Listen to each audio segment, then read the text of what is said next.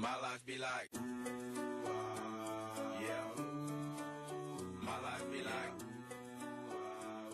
yeah.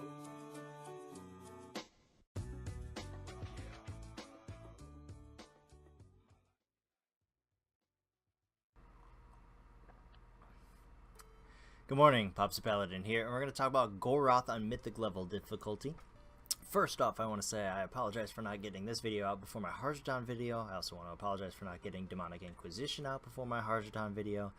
I completely forgot to record. So let's catch up a little bit. For Goroth on Mythic level difficulty, it's pretty much the exact same thing as Heroic with like one added ability that I'll talk about here in a little bit. For my gear choices that I went with, for my legendaries, I went with Teleka because I wanted the increased percentage damage for my Avenging Shield. I also went with Sefu's Secret, only for the stats out of it. I'm not going to get a proc on this fight. And then for my trinket, I had Dark Moon Deck Immortality just to increase my armor because, you know, with that burning armor buff that gets applied to you, it kind of hurts. And I also have the Eye of Command with that crit chance. You're going to see my crit percentage outweigh my haste.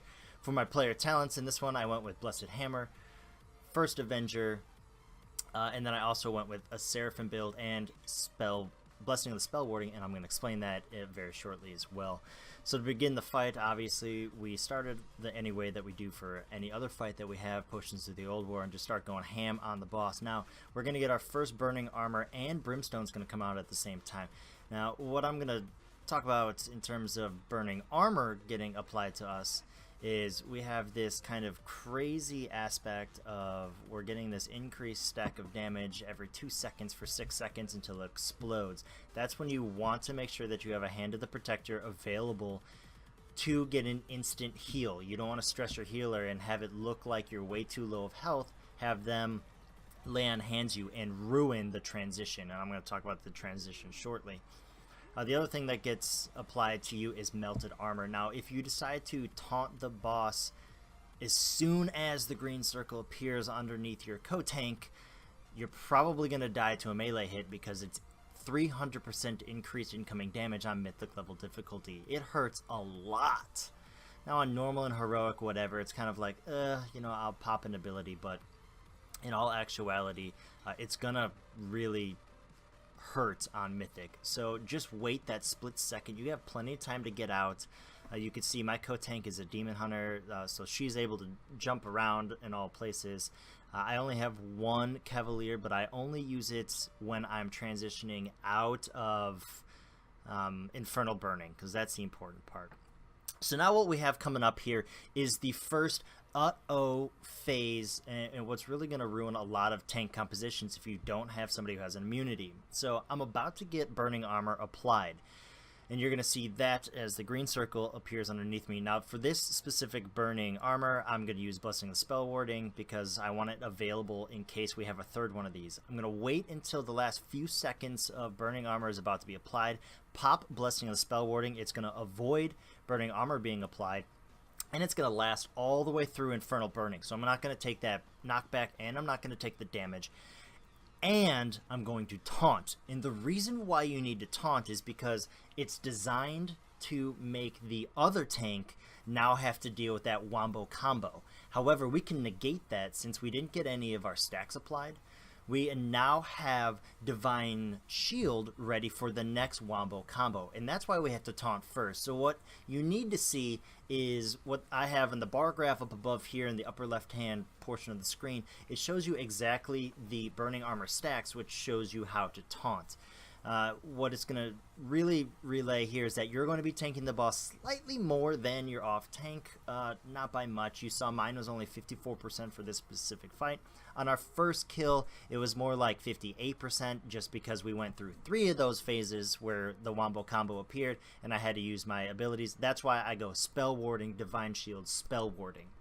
And that's important because if you went Divine Shield first, it wouldn't be available and you can only negate 2 of those wombo combos. So just go in that specific order. I do want to mention something about Brimstone. Now, on normal and heroic level difficulty, you can usually go in there and help soak that Brimstone damage, which is a hell of a lot of damage that's going out. However, on Mythic level difficulty, especially if you have burning armor applied to you, or I'm sorry, melted armor applied to you, that 300% damage is going to absolute smoke you. And you really want to be using your defensives pretty proactively in this fight, not to help soak burning or brimstone. You have plenty of DPS to do that. You should also have an immune rotation going on throughout this fight to make it easier on you. Other than that, it's pretty much the exact same thing as heroic level difficulty. Not much changes in this fight. Your circle is bigger, so you got to get further away. But what we do in terms of tanking when one of us has burning armor onto it, we just rotate out of our co-tank's circle so that way they don't have to run as far. And usually we have our Holy Paladin up and ready to sank or to spot heal or just massive, heal on the tanks. However, at the very last second of this fight, you see that I died. My Holy Paladin was dead. I was in range of 0 healers there, and just one-shot me. Should I have laid on hands? Probably, but, I saw the boss's health, and I was okay chancing everything that was going on there. Now, other things that I would like to talk about in terms of why I ran Seraphim versus running Righteous Protector. Yeah, Righteous Protector allows me to have all of my abilities up faster, but with my uptimes here, you'll notice that I had a Seraphim uptime of 38%. Could have been a little bit higher. I probably should have been more in the 43-45% range. But because of my movement and where I was in terms of taking Brimstone in and out, you don't want to just fire it and then run away with a Seraphim completely wasted. So make sure that you're doing that. The other thing you'll notice, I almost had a 100% uptime of Legion's Gaze, and that's what made that trinket so darn strong to give me all of that crit chance. Now, even with dying in the last few seconds and taking the immunities and all of those different things going on, I still parsed in the 96th percentile for Mythic, even wearing a Darkmoon Deck Immortality. So it's not all based on your trinkets, though they help out a lot. It's also based on your playstyle and when you use your own abilities. I also noticed for my defensive buffs here that my Shield of the Righteous was up about 40% of the time, which is good enough to allow me to survive throughout this fight, because once again, we are moving in and out of this fight, and we're trying to make sure that we're not getting other people clipped by our abilities. Hopefully this gives you a little bit of insight on what to do. I wish you all the best in terms of getting loot on this specific boss. Once again, if you're curious as to what loot you are supposed to get, you can check out my gearing guide for the Tomb of Sargeras, or you can hit up the Paladin Discord channel for further advice. Have fun on this, and I'll catch you on the next video, guys. Good luck with everything.